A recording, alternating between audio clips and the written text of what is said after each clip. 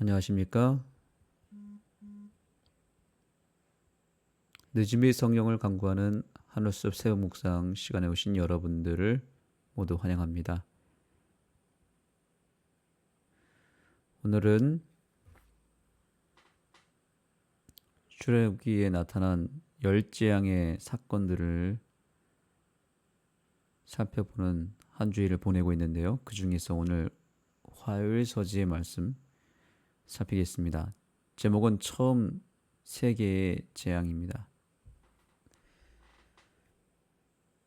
이제 화요일부터 목요일까지의 내용은 본격적으로 열 재앙에 대한 내용, 실제 내렸던 재앙들을 살펴보는 그런 시간인데요. 이 열 재앙이 어떤 의미를 가지고 있는지, 열 재앙의 의미가 어떤 의미를 가지고 있는지를 교과에서 잠깐 언급하고 있습니다. 자, 바로 이 부분을 읽겠습니다. 이집트에서 발생한 10가지 재앙은 이집트 사람이 아니라 그들의 신을 겨냥한 것이었다. 각 재앙은 적어도 하나 이상의 신에게 영향을 미쳤다. 이 10재앙을 내리신 목적은 당시 애굽 백성들이 믿었던 신들에 대한 심판이었다고 이야기합니다. 이 부분은 굉장히 중요한 부분이기 때문에 여러분들이 교과 책에다가도 여기 줄을 그었으면 좋겠습니다. 이 열 재앙은 애굽의 열 가지 신 우상들을 겨냥한 것이고 바로 그 신들을 심판한 것이 바로 열 재앙이었습니다. 그래서 우리의 싸움은 혈과 육에 관한 것이 아니요 악한 영들에 관한 것이라고 그랬잖아요. 열 재앙이 단순히 애굽 백성들을 친 것이 아니라 그들이 믿는 신을 친 것이 더 정확하다고 보면 됩니다. 자, 첫 번째 재앙은 바로 나일강 물이 피로 바뀌는 재앙이었죠.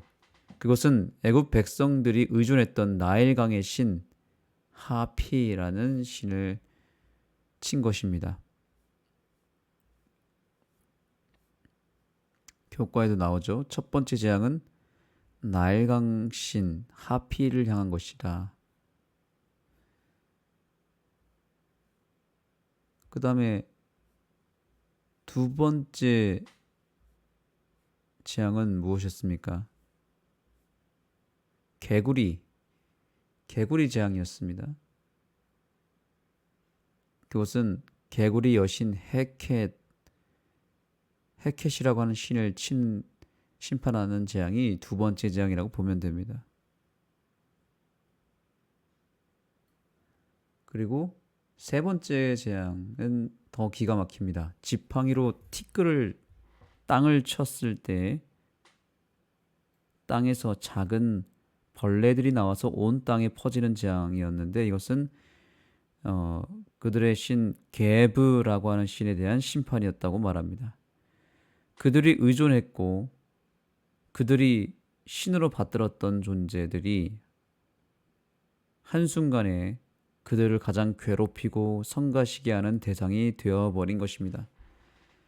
그래서 여기 이렇게 얘기하죠. 그들은 개구리들을 없애고 싶어 한다. 개구리들이 신이 아니라 그들을 가장 괴롭히고 가장 성가시게 하는 존재가 되어버린 것이죠. 축복으로 여겼던 신 개구리가 그들이 의존했던 개구리가 가장 속절없고 가장 혐오스럽고 성가신 대상이 된 것이죠. 인간이 의존하는 세상의 우상들이 얼마나 하찮고 무의미한 존재인지를 아주 뼈저리게 느끼게 한 것입니다. 사실 이 모든 것들이 나일강 물이나 개구리나 벌레들이나 다 무엇입니까? 하나님이 만든 피조물에 불과하지 결코 그 스스로 생명을 만들어내거나 우리에게 생명이나 복을 주는 존재들이 결코 아니라는 것을 알아야 됩니다.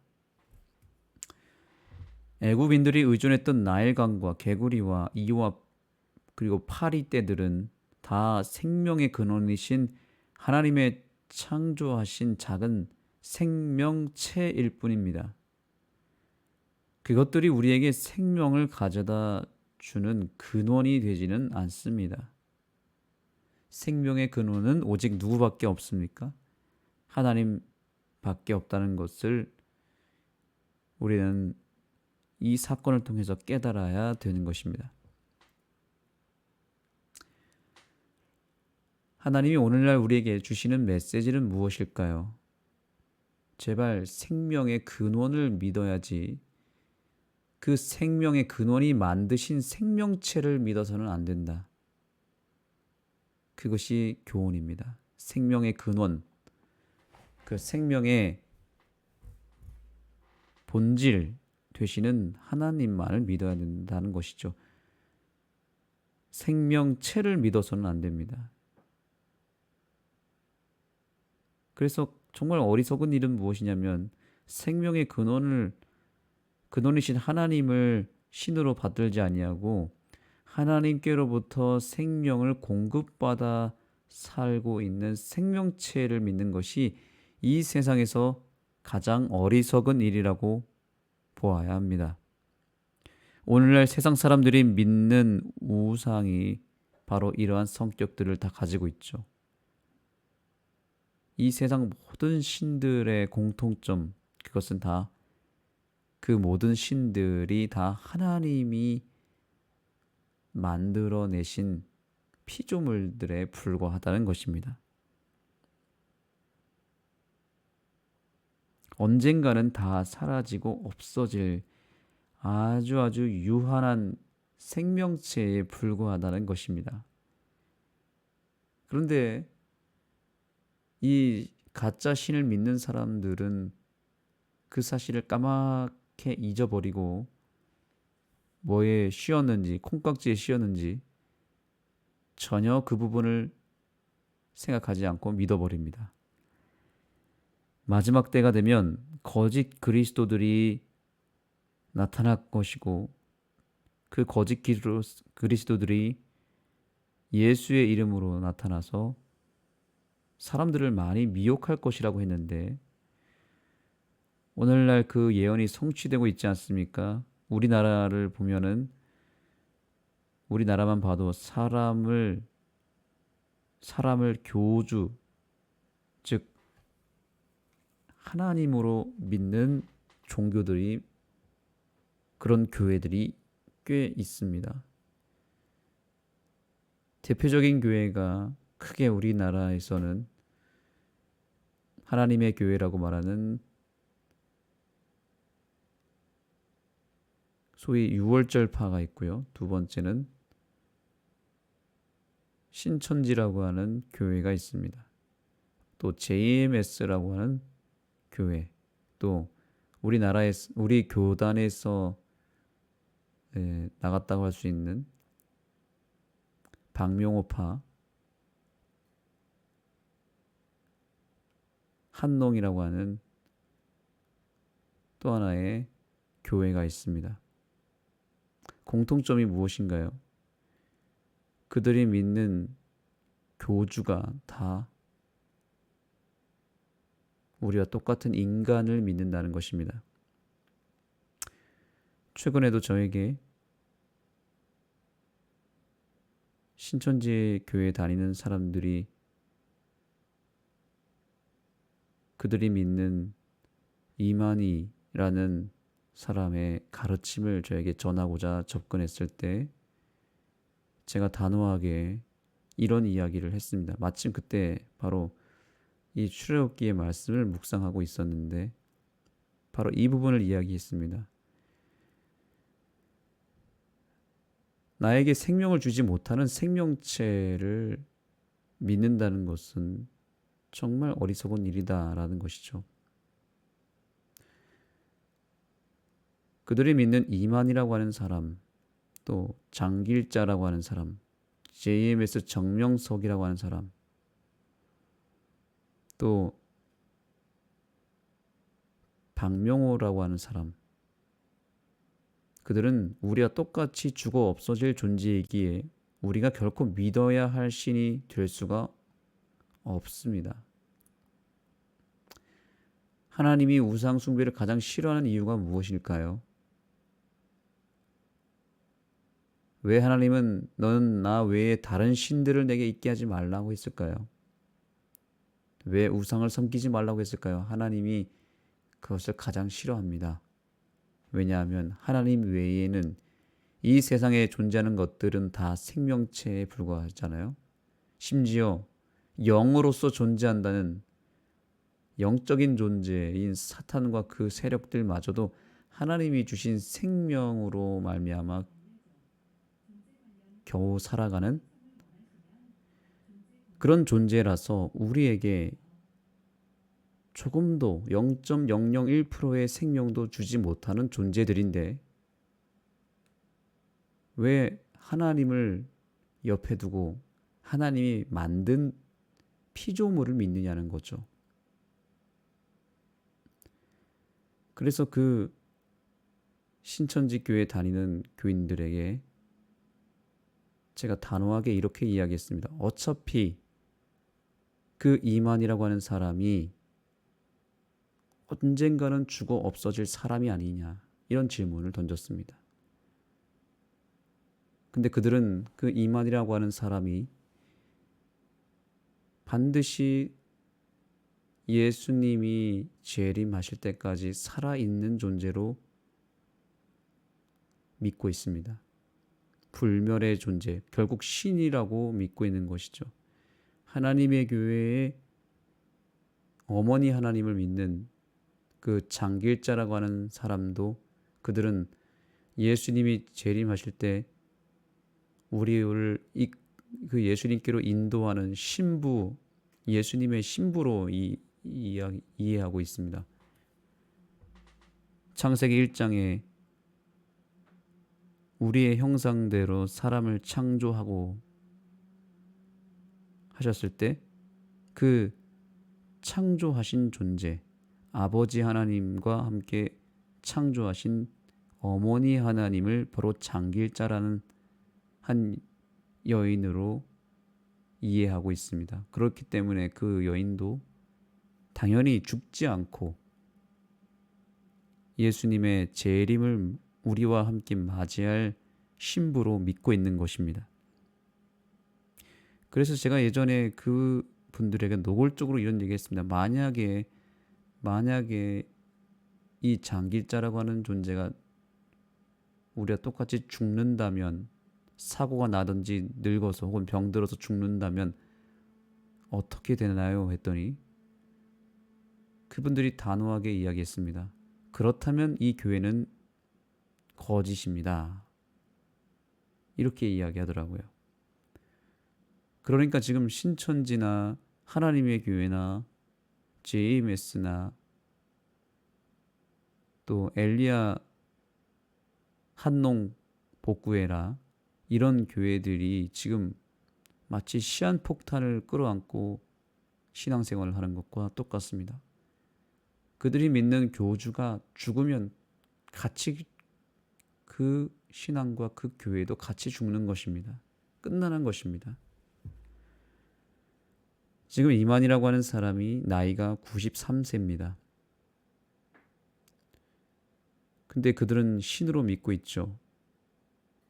그래서 제가 그랬습니다. 10년이나 한 20년 뒤쯤 나한테 다시 오라 그랬습니다. 그때도 이만이라고 하는 사람이 여전히 살아있으면 그때 우리가 이 부분을 가지고 논의해 보자 그랬습니다.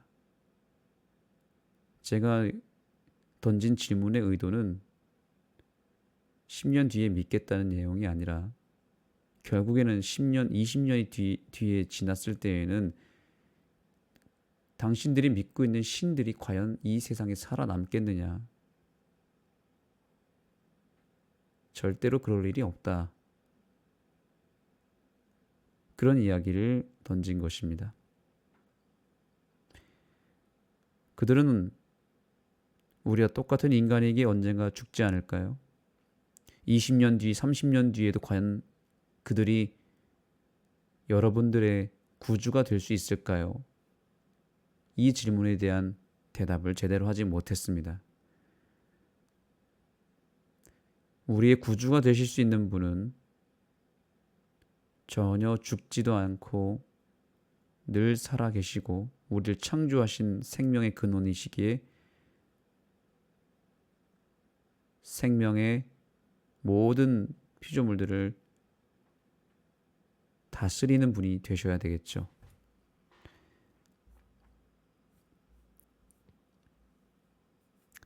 그래서 오늘 교과에서도 이렇게 이야기하고 있습니다. 물론 살아계신 하나님만이 생명의 근원이시며 물과 음식을 포함한 만물의 창조주이시다. 물이 피로 변하는 것은 생명이 죽음으로 바뀌는 것을 상징한다. 하피는 생명을 공급할 수도 보호할 수도 없었다. 이것은 오직 주님의 능력을 통해서만 가능한 일이다. 아멘. 사랑하는 성도 여러분, 우리가 믿는 신은 생명에 관한 존재도 아니고 생명을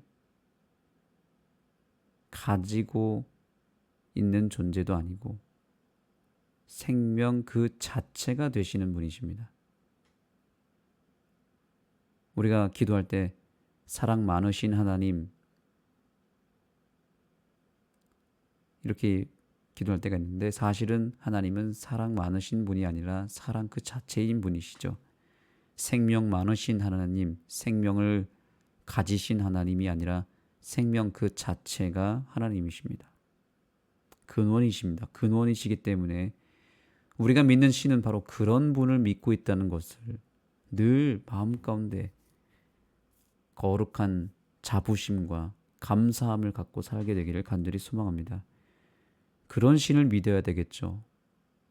어떻게 감히 하나님으로부터 생명을 받아서 겨우겨우 하루하루를 살아가는 하루살이 같은 인생을 살아가는 동일한 피조물을 신으로 믿고 살 수 있겠습니까? 애굽 백성들이 그랬습니다. 나일 강을 신으로 그리고 파리를 개구리를 신으로 믿고 살았던 그 우매함이 마지막 때에도 더 극심하게 이뤄질 것인데 오늘날 많은 사람들이 하나님을 제쳐놓고 하나님이 만드신 생명체를 믿고 있는 이 어리석은 우매함을 가지고 살아가는 시대를 우리가 보고 있는 것입니다. 언젠가는 심판받아 다 사라지고 죽어 없어질 존재들을 바로 우리가 세상 사람들이 우상으로 받들고 있는 것입니다. 그 어떤 유력하고 위대한 인간이라 할지라도 하나님이 치시면 호흡이 끊어져 없어질 존재들임을 우리는 늘 기억하고 절대로 그럴 일이 없겠지만 절대로 사람을 그리스도로 믿지 않게 되기를 소망합니다. 아주 유력한 훌륭한 누가 봐도 예수님 같이 보이는 그 어떤 목회자도 또 교회의 지도자도 신으로 우상으로 만들지 마시고 하나님만을 믿고 살아가는